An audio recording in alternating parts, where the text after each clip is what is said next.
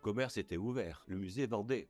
Et après, ça s'est arrêté. Et c'est dommage parce que finalement, je dis bien que si le musée recommençait à vendre tout ce qu'ils ont en trop, parce qu'ils en ont tellement, je pense que ça réduirait le trafic. Ça, c'est mon point de vue. Ah oui. Chaque objet d'art a une histoire à raconter. Une histoire qui devient un mythe qui devient légende. Bienvenue sur Rosantico, le podcast qui explore le marché de l'art et ses coulisses. Découvrez les histoires inspirantes des femmes et des hommes, experts, galeristes, collectionneurs, qui agissent à l'unisson pour rendre ce secteur vibrant et riche en découvertes, avec l'amour et la passion pour l'art et la beauté qui les guident au quotidien. Partez pour un voyage unique, où la tradition et l'expertise se mêlent aujourd'hui à l'innovation et à la technologie, où des nouveaux enjeux sociétaux et juridiques rebattent les cartes du secteur et redéfinissent l'essence même du collectionnisme au XXIe siècle. Je m'appelle Bornas Kognamillo, je suis le PDG et fondateur de Winkleman & Co. Et ça, c'est Rosantico.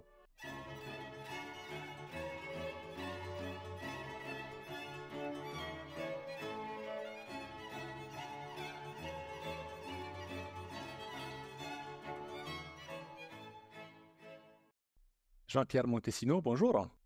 Bonjour. C'est un honneur de vous recevoir et de vous avoir avec nous. Ça fait très plaisir aussi. La première question que je pose à nos invités, Jean-Pierre, c'est de vous présenter. Écoutez, je m'appelle Jean-Pierre Montesino. Je suis le directeur de la galerie Cybèle à Paris, qui est une galerie spécialisée en égyptologie, Grèce-Rome aussi, que je l'ai créée en 1988. Et quand je l'ai créée, je me suis dit, je ne veux pas mettre tous mes œufs dans le même panier. J'ai créé en même temps une librairie spécialisée en égyptologie, ce qui donne toujours une activité assez intense dans ce domaine. Voilà. Et oui, absolument. Alors pour nos auditeurs, sachez que moi, la librairie Cybèle, je la connais très bien parce que j'y passais quand même très souvent pour acheter des livres pendant mes études d'égyptologie. Et pour démarrer l'épisode, est-ce que vous pourriez nous dire ce qui a finalement suscité votre intérêt pour l'art ancien, notamment l'égyptologie? Alors, je vais être très franc. J'ai commencé à m'intéresser, j'avais 14, 15 ans, 16 ans. C'était, vous savez, à l'école, quand on nous apprend un peu la mythologie égyptienne, la mythologie grecque, etc. Et j'adorais les péplums. Ça, je reconnais que j'adorais les péplums. Et j'aimais beaucoup quand c'était un péplum sur l'Égypte. Donc, j'ai commencé à 16 ans et ensuite, un jour, mes parents m'ont dit, Jean-Pierre, si tu veux de l'argent de poche, il faut que tu travailles. Donc, j'ai travaillé dans un hôtel-restaurant à Nice et mon père avait fait le pari que je m'achèterais un vélo Solex. Ma mère, elle dit non, il aime trop la musique classique, il va s'acheter un électrophone. Et moi, j'avais repéré à Nouchapti une statuette funéraire chez un antiquaire. Et avec les 2 mois de salaire, j'ai acheté la pièce. Je vous dis pas la tête de mes parents quand ils m'ont vu arriver. Et je leur ai fait comprendre que c'était ma passion et j'avais mon Nouchapti sur la table de nuit, je dormais avec. Et j'ai commencé comme ça une petite collection, j'ai acheté des amulettes, etc., etc. Et puis après, j'ai compris qu'il y avait des objets plus importants et donc je revendais mes pièces pour acheter beaucoup plus beau, ainsi de suite. Et ensuite, en 1988, je pensais quand même à ma retraite. J'ai dit, je ne peux pas m'arrêter de travailler comme ça. J'ai dit, je vais créer cette galerie. C'est comme ça qu'en 88, j'ai acheté la galerie. Et j'ai fait, comme vous le connaissez, il y a 2 niveaux. Il y a un niveau librairie et un niveau galerie. Voilà. Et bien sûr, au début, ça a été très lent. Très, très lent le commencement parce qu'il fallait se faire connaître. Je me suis vite fait connaître avec la librairie surtout. Et j'ai eu l'idée de faire des expositions. J'en ai fait une sur les Ouchaptis, sur les statuettes funéraires. Et après, j'en ai fait une sur les papyrus, enfin sur l'écriture, voilà. Et j'avais réuni pas mal d'objets qui traitent de l'écriture. Et justement, j'avais des papyrus qui étaient magiques et des papyrus magiques que j'avais trouvés sur le marché. Et le Louvre les a achetés. Et c'est comme ça que j'ai commencé, que j'ai débuté. Et après, ça m'a donné un petit peu les moyens de participer à des foires. Et j'ai commencé à faire la foire de la Brafa à Bruxelles, Maastricht, TEFAF New York. Et je fais aussi la Biennale. Voilà. Et aussi la nouvelle foire qui s'appelle Opus Art, qui se trouve à Paris, qui est encore une foire toute neuve. Voilà. OK, d'accord et donc au niveau donc de la galerie, aujourd'hui, est-ce que vous pourriez un peu nous raconter en fait votre, spécificité? Comment vous vous distinguez, par rapport à vos confrères ou consoeurs, Ben, c'est-à-dire que moi, je suis pas tellement pour les objets, décoratifs, vous voyez? Bon, j'en achète bien sûr, mais je suis surtout pour des pièces, de musée, qui racontent une histoire et qui se rapportent à certains objets qui se trouvent dans les musées et donc je suis un petit peu spécialisé là-dedans et c'est vrai que je vendrais moins que quelqu'un qui fait de l'archéologie, générale, vous voyez? Des petites pièces, décoratives. Mais moi, c'est ma de toute façon, c'est ma passion. C'est ma passion donc ce que j'aime surtout, c'est quand j'achète un objet, c'est l'étudier. C'est l'étudier, de faire un dossier, qui m'apporte et qui va apporter des informations, complémentaires aux collectionneurs. très bien et justement par rapport à certaines, acquisitions que vous avez pu faire, dans le passé, est-ce que vous pourriez nous mentionner, quelques anecdotes d'objets que vous avez, découverts et qui finalement vous ont, rendu, très heureux? Oui, non, il y a eu beaucoup de pièces, enfin, où je garde un très bon souvenir, que des fois même que je regrette d'avoir vendu.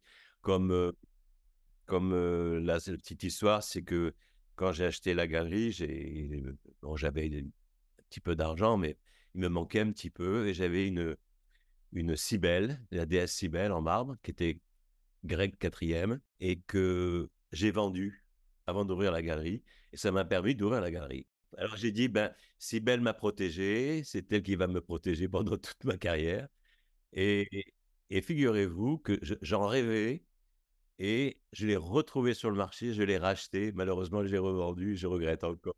Je devrais la garder comme mascotte, vous voyez? Et si je la retrouve, je crois que je la garderai là, cette fois. Mais très belle, vraiment une très, très belle pièce, très, très belle.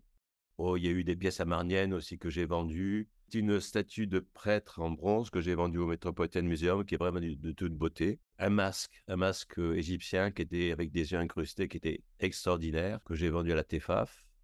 Eh bien, une fois, il y avait un très beau miroir, égyptien du Nouvel Empire, 18e, qui était en vente à Christie's, New York. Oui, c'est ça, oui. Et donc, je partais à New York pour l'acheter. Une semaine avant, je passe à Drouot et je trouve des catalogues. Et la surprise, j'ouvre un catalogue qui datait de 1928. Réquisition des biens allemands. Oui, parce que la France réquisitionnait les biens allemands pour se payer tous les frais de la guerre de 14-18. Et là, qu'est-ce que je vois? Le miroir. Imaginez la surprise. Parce que non seulement, c'était d'abord, pour moi, la découverte était importante, mais ça donnait une provenance. Donc ça voulait dire que le miroir était en 1928 sur le marché. Alors je l'ai acheté. Ça, de toute façon, j'aurais fait n'importe quoi pour l'avoir. Et bien devinez, c'est le Metropolitan Museum New York qui l'a acheté. Voilà. Donc c'est quand même des choses, ce sont des histoires qu'on aime bien raconter. Et là, ce qui s'est passé à la Biennale, j'avais acheté, aussi chez Christie's New York, un modèle d'artiste. Vous savez ce que c'est un modèle d'artiste? C'est ce qu'on donne au pharaon, le sculpteur. Je l'avais déjà depuis quand même 3-4 ans et je le présente à la Biennale. Et là, une dame rentre, surprise. Alors je dis, tiens, elle aime bien mon objet. Elle dit, je suis né avec cet objet. J'avais acheté cette pièce. Vous savez pourquoi j'ai acheté cette pièce? Tout simplement parce que dans la provenance, il y avait une photo de mariage qui datait de 1975 et il y avait la photo qui se trouvait dans un appartement et sur la cheminée, il y avait l'objet. Donc ça me donnait la preuve de provenance de la pièce. Donc j'étais très content et elle me dit: «Je suis né avec cette pièce». Alors je dis: «Ah bon?» Je dis: «Bah, écoutez, je vais vous montrer la documentation que j'ai». Je lui montre la photo, elle dit: «Mais c'est ma mère». Vous vous rendez compte? Après tant d'années, elle retrouve l'objet que la famille s'était séparée et il le regrettait. Il regrettait cette pièce. Et bien sûr, je lui ai donné toutes les photos, les publications que j'avais faites sur ce modèle d'artiste. Et elle a téléphoné à Santiago du Chili, d'où elle venait. Et toute la famille était, elle disait en espagnol: «Comment est-ce possible et comment est-ce possible?» Donc elle était vraiment heureuse. Alors, j'ai donné les photos, les catalogues. Et ce qui s'est passé, c'est que elle revient une demi-heure après. Elle me dit: «J'ai une proposition à vous faire». Elle me fait une proposition. Alors elle me fait: «Alors?» Je dis: «Bah alors, on s'embrasse». et on s'est embrassé. Et elle voulait absolument que je la filme en train de mettre la pastille rouge sur la pièce. Donc voilà. Et ça a été une très belle histoire parce qu'après, je l'ai raconté à un journaliste qui l'a raconté après. Et c'est comme s'il y avait un destin. C'est ce qu'on a pensé avec la nouvelle propriétaire de l'objet. Voilà. C'est très touchant, effectivement, et ça me ramène à penser que aujourd'hui, le collectionnisme au XXIe siècle, bien sûr, il a plusieurs facettes, mais peut-être cet aspect presque romantique de revenir sur les objets qui ont appartenu à le passé à sa famille, c'est quand même C'est le retour, j'ai dit, c'est le retour du bébé, quoi. exactement. Parce que je sais que souvent, c'est un peu le cas, les marchands, ils peuvent acheter une pièce, la revendre, la racheter après. Ça arrive souvent, n'est-ce pas? Ah oui. Mais c'est vrai que comme ça, d'un point de vue d'un collectionneur, c'est tout à fait une jolie histoire. Jean-Pierre, je voulais vous poser la question. Pour vous, aujourd'hui, qu'est-ce que cela veut dire collectionner des antiquités? Alors, il y a deux sortes de collectionneurs. Vous avez le collectionneur qui, c'est très rare, hein, c'est rare, qui achète pour faire un investissement, disons. Il se dit, on investit parce que c'est vrai que moi, je sais que je n'ai jamais épargné de ma vie. J'ai toujours acheté des antiquités, mais j'ai acheté des tableaux, des bronzes, des meubles 18e parce que ça me plaisait. Mais moi, ça ne me plaît pas du tout de voir sur un compte en banque des chiffres monter, descendre, monter, descendre, alors que la pièce, vous l'avez chez vous, vous en profitez tout le temps. Donc, c'est ça que je veux faire ressentir au collectionneur, que quand il achète une pièce, au moins il va en profiter de la pièce. Voilà. Et c'est uniquement des chiffres. Bien sûr, il a toujours un espoir de gagner un petit peu sur la revente, mais souvent, ils revendent pour acheter un autre objet, vous voyez. Mais je ne pense pas, j'ai très rarement eu des collectionneurs avec un aspect Spéculatif. voilà, ouais. D'accord, ok. Donc, mais je pense que c'est une passion. Et ce qui provoque souvent, j'ai remarqué, la passion, ce sont les expositions. Les expositions, quand il y a eu l'exposition Ramsès II, l'exposition de Toutankhamon déjà, quand il y a eu tout ça, ça passionnait les gens. Les gens se sont dit, tiens, mais c'est beau. Alors du coup, ils ont envie d'avoir une pièce qui a connu cette époque. Donc, et c'est ça qui fait l'enrichissement des collections, quoi. Très bien. Et est-ce que aujourd'hui, dans votre galerie, vous avez de nouveaux collectionneurs qui arrivent justement, donc ceux que vous venez de mentionner, mais est-ce qu'il y a d'autres typologies de public, alors des publics peut-être plus jeunes, est-ce que cela vous arrive? Ah oui, vous avez de très jeunes maintenant, de très jeunes qui, comme moi, ont connu un petit peu l'histoire de l'Égypte par le lycée. Et bon, bah, ils vont venir pour acheter une amulette. Voilà, parce que c'est leur moyen. Et puis, des fois, il y a la grand-mère qui donne un petit peu d'argent de poche. Alors, au lieu d'aller dépenser avec des gadgets, ils vont s'acheter une petite amulette. Ils commencent toujours des petites choses. Voilà. C'est passionnant, c'est bien. Moi, j'aime beaucoup suivre ces collectionneurs parce que on leur apprend beaucoup de choses. On leur apprend beaucoup de choses. Et j'ai eu l'occasion 2 fois d'avoir un jour un collectionneur, bon, qui était pas si jeune que ça, mais qui commençait à s'intéresser à l'Égypte et aux statuettes funéraires. Et il en avait très peu, il avait très, très peu de statuettes funéraires. Et à ce moment-là, j'avais acheté, par hasard, toute une collection de statuettes de la deuxième cachette de Deir el-Bahri que j'ai exposée. Et puis, je publie. Il vient par hasard à Paris pour acheter de la publication. Et je l'invite au restaurant. Et en passant, il dit, mais ce sont les Oucheptis qui sont sur la publication? J'ai dit oui. Tout de suite, il a appelé son père et il a tout acheté. Eh bien, je peux vous dire que je suis très fier parce que il s'est passionné dans les Oucheptis et il est devenu le plus grand expert au monde sur les Oucheptis. Je peux citer son nom. Glenn Jens, voilà. C'est grâce à moi que j'ai fait découvrir ce que c'était que les Oucheptis, voilà. Waouh! Ah oui. Ah oui, et je vous assure qu'on est devenus de très grands amis. Ah, mais donc vous avez aussi un rôle de mentor, finalement. Et souvent, même maintenant, quand je vois un Ouchepti intéressant, je lui envoie, il va tout me dire sur l'Ouchepti, où est-ce qu'on peut le retrouver dans tel musée, voilà. Waouh, ça c'est vraiment très intéressant. Mais justement, ça m'intéresse parfois cette dichotomie qu'on peut avoir entre le marché de l'art des antiquités et le marché de l'art contemporain et moderne. Parfois, on peut penser qu'il y a vraiment un vrai fossé. Est-ce qu'on retrouve parfois des mêmes collectionneurs ou c'est vraiment deux publics, à votre avis, qui sont complètement séparés? Non, c'est séparé. C'est vrai? Ouais, séparé. C'est comme une fois, on a fait une foire où leur spécialité, c'était l'art tribal, l'art primitif. Et j'ai dit, tiens, pourquoi pas se mélanger avec eux? Ben, ça marche pas. Ah, ça c'est vraiment très intéressant parce que je me dis, avec, des moyens de communication, différents, des médias différents, on peut chercher en fait à sensibiliser ces populations. C'est très rare quand. Alors, je pense plus quelqu'un qui aime l'art moderne pourrait acheter une antiquité égyptienne ou parce qu'il peut y avoir un côté qui le rappelle à certaines statuettes, statues modernes, mais c'est très rare, très très rare. Et chacun chez soi. C'est voilà. C'est dommage, dommage, oui. D'accord, mais je vois votre point de vue. Et si vous voulez, Jean-Pierre, j'aimerais bien aussi qu'on parle, de votre vision, du marché de l'art des antiquités, son avenir finalement, sur les plus grands défis, qu'il y a aujourd'hui. Oui, c'est-à-dire que on va trouver moins de pièces parce que s'il n'y a pas de provenance, vous connaissez les provenances pour l'Égypte avant 83 et 2000 pour le Grèce-Rome.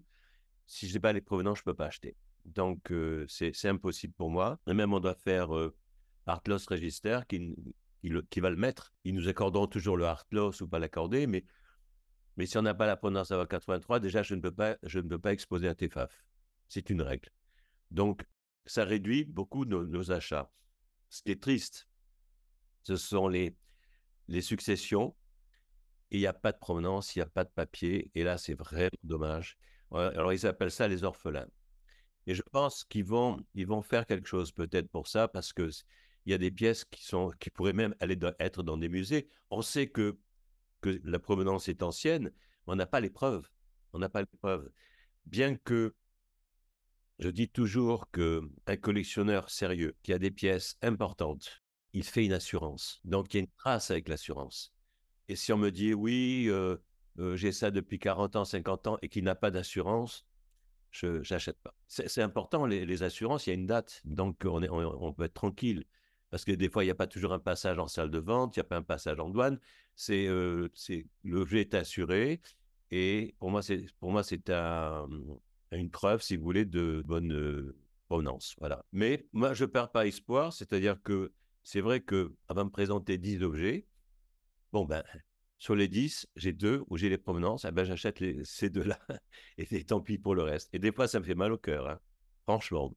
Mais par principe, même s'il y a une provenance, je n'achète jamais de relief et de peinture. Je me suis donné comme objectif cette attitude parce qu'il faut être très prudent. Même si vous avez acheté la pièce en salle de vente, qui a une collection qui date de 1980, avant 1983, vous savez maintenant, avec Internet et toutes les publications, on peut retrouver la tombe. Si on retrouve la tombe, eh ben ça repart en Égypte. Voilà. Ah, intéressant. Eh oui. Il suffit de regarder le portrait Moss, et dire: «Ah, en fait», Exactement, exactement. c'est très intéressant parce qu'il y a certains cas, dont, tout récemment je lisais, l'affaire d'une idole cycladique qui a été, restituée, et une pièce qui apparemment avait, une provenance qui datait, avant les années 50. Et voilà. Et alors, moi, j'ai une amie qui m'a dit, qui m'a un peu formé aussi à l'époque, et qui m'a dit, Jean-Pierre, n'achète jamais les Cyclades, n'achète jamais l'art étrusque, parce qu'on sait d'où ça vient, donc automatiquement, ça repartira. Mmh. C'est-à-dire que si vous regardez Vulci ou Veio ou ces villes d'Étrurie, forcément les nécropoles, s'il y a pas d'études scientifiques de fait, ça en fait, ça c'est un peu implicite que, l'objet, Et oui. mais est-ce que alors ça, j'en parlerai très volontiers avec, par exemple, le président de l'AIADA, Vincent Guerling, parce qu'aujourd'hui, on est en train un peu de piétiner, le droit privé, en fait, de possession d'objets qui ont été, achetés, en toute bonne foi. Là, il y a un peu vraiment un retournement de situation, presque un changement de mœurs complet, dans lequel, en fait, aujourd'hui, les antiquités sont un sujet sensible dans lequel, même les pays enfin, c'est un moyen diplomatique pour les pays de communiquer, leurs propres différends. Et oui. Mais il faudrait que tous ces pays aient les mêmes lois et les mêmes réglementations, ce qui n'est pas le cas. Ce qui n'est pas le cas. Et ce que je voulais vous dire aussi, c'est que non seulement nous, on devient méfiants, mais le collectionneur devient méfiant. Avec tous les articles de journaux qu'ils ont vus, la première des choses qu'ils me demandent, qu'est-ce que vous avez comme provenance? Voilà. Donc, c'est pour ça que quand je fais mes dossiers, je montre tout, j'ai pas de problème, je suis tranquille, il n'y a pas de doute sur les provenances, comme ça, au moins, je dors tranquille. Non, mais ça donne une plus-value aussi. Il faut dire que ça donne une plus-value à la pièce. Quand il y a des provenances, quand on dit des provenances béton, euh, je ne dis pas qu'on est sûr de la vendre, mais ça donne une bonne assurance quand même. On est beaucoup plus tranquille. D'accord. Et cela, j'imagine, ça permet aussi de, comme il y a une restriction de l'offre, ben, forcément par automatisme, après les prix augmentent vu la rareté. Oui, oui, mais il y a moins d'affaires qu'avant. Il y a moins d'affaires qu'avant. OK. Ah oui, beaucoup moins, oui. Oui, oui. J'espère que ça va reprendre, mais il y a eu le Covid aussi. Bon, mais il y a eu toutes ces histoires qui ont rendu très méfiants les collectionneurs et les musées. Puis il y a des musées carrément qui ne veulent plus acheter. D'accord. Ou des musées qui se délaissent de certaines pièces. Oui, ça peut arriver, ça peut arriver. Mais enfin, ils sont très, très, très sensibles maintenant pour les achats parce que ils sont craintifs, disons. Ils sont très craintifs, voilà. Ils ont raison. Ils ont raison, parce que ça fait trop de scandales. C'est dommage parce que d'un autre côté, c'est la mort des musées. S'ils n'achètent plus, c'est dommage. C'est dommage. Parce que, bon, je pense que ça va revenir un petit peu, mais il faudra vraiment qu'on prouve les bonnes provenances pour pas. Il y a eu trop de scandales. Il y a eu trop de scandales. D'accord. Après, j'en parlais avec Tobias de Smet, de sa galerie, et il sait que peut-être là, la régulation va être un peu moins restrictive sur certains sujets, parce que c'est vrai que sinon, après, on va exclure des centaines, voire des milliers de pièces, et ça serait le certificat de mort d'un secteur. C'est dommage. C'est dommage. Qu'est-ce qu'on en fait? Qu'est-ce qu'on en fait? C'est condamné à mort toutes ces pièces. C'est dommage parce que c'est l'histoire de l'art, c'est l'histoire de cette civilisation, hein. Ben, c'est pour ça que je vous disais, en revenant sur le tout début de notre épisode, c'est que le collectionnisme, la volonté, le désir de posséder des objets, je pense que restera toujours, à moins qu'on cherche à vraiment à Ah effacer le oui, oui. passé et dire, OK, en fait, on restitue toutes les pièces égyptiennes à l'Égypte, toutes les Grecques à la Grèce, etc., à moins qu'on en arrive à ce point-là. Mais sinon, ça va toujours rester. C'est un art universel. Il n'appartient à personne. Il n'appartient à personne. Et c'est dommage que j'ai vu des choses, des pièces partir de musées pour repartir en Égypte. Pourquoi? Si c'est dans un musée. Au contraire, c'est une publicité pour le pays, c'est une publicité pour cette civilisation, et c'est dommage que bon, ils en ont tellement, autant que ça reste dans le musée, et même c'est même protégé. Je dirais même que la pièce est protégée.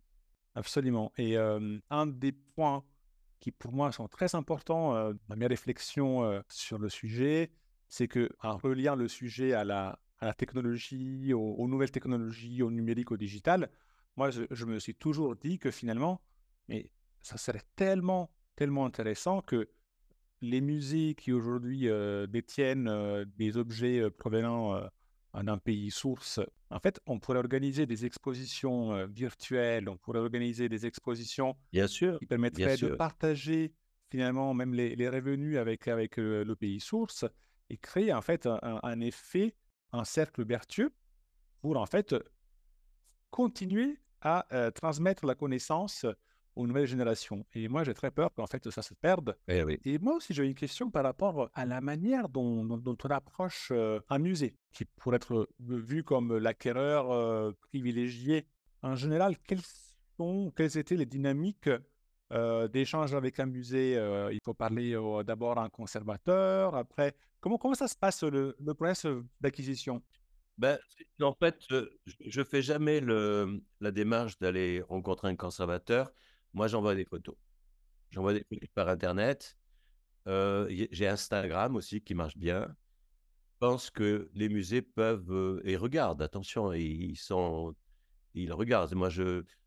C'est très rare quand je fais la proposition directement, vous voyez, ou alors il faut vraiment que j'ai une pièce vraiment spéciale.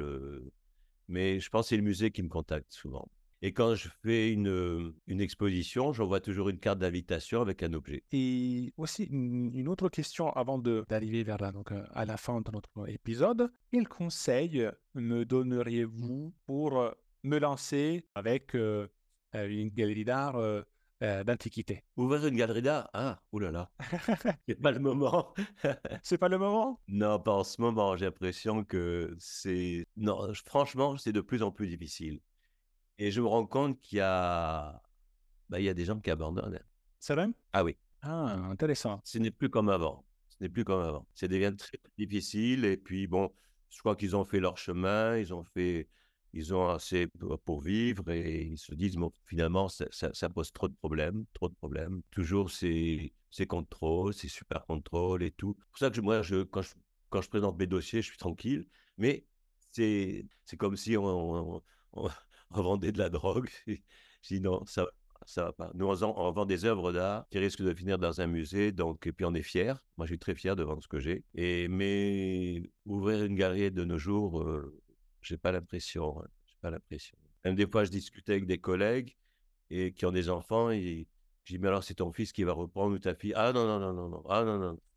Je déconseille, je déconseille. Et ça reste un très beau métier. Bah, écoutez, Jean-Pierre, c'est un peu pour rigoler, mais vous avez quand même détruit mon rêve. Ah, désolé. Mais en tout cas, merci beaucoup pour ce témoignage et je trouve que d'un côté, c'est très touchant parce que au fur et à mesure que je parle avec vos confrères et vos consoeurs, moi, je me rends compte que vous êtes mus vraiment par la passion. C'est vraiment quelque chose qui vous avez dans les tripes et ça me désole un peu. Je suis vraiment triste en tant que passionné d'histoire de l'art ancienne de voir que, à cause peut-être de certaines personnes, mais bon, on ne va pas rentrer dans les détails, mais c'est juste que, comme on dit en italien, vous avez des pommes pourries sur un arbre. Chaque arbre a une pomme qui est pas bonne, mais pas toutes les pommes d'un arbre sont à condamner. Je l'ai toujours dit. Il y en a très, très peu, hein, très peu. Et qui nous ont foutu, j'allais dire un gros mot, non, mais pas possible, pas possible. Voilà. En tout cas, voilà, sachez que nous, avec Rosso Antico et ce projet que nous portons, on cherche vraiment à pouvoir valoriser votre métier. Et si je peux apporter ma petite pierre à l'édifice, eh bien, j'en suis très fier. Euh, Dernière question, Jean-Pierre, pour clôturer notre épisode. Ça concerne des lectures sur les antiquités à recommander à notre audience. Est-ce que vous pourriez nous en recommander quelques-unes?